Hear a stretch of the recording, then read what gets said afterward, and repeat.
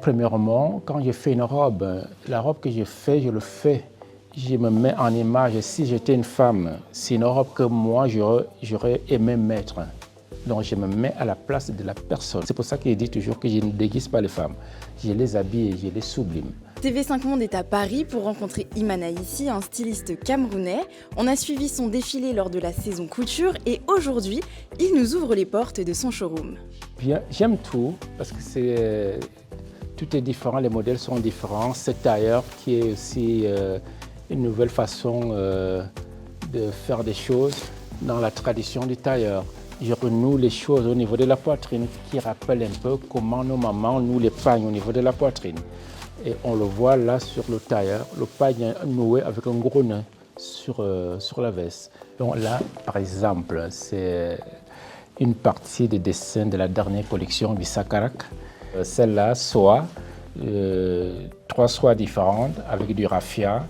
En même temps, on aurait dit une danseuse, on aurait dit un petit ange qui va danser les lacs. Les lacs, c'est un rythme et danse au pays Béti, au Cameroun.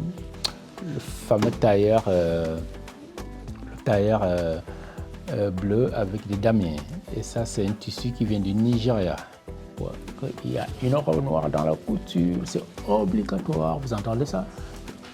Mon maman était hôtesse de l'air, c'est une très belle femme, belle allure, belle aura. On pourrait dire qu'elle avait une élégance inouïe, très naturelle.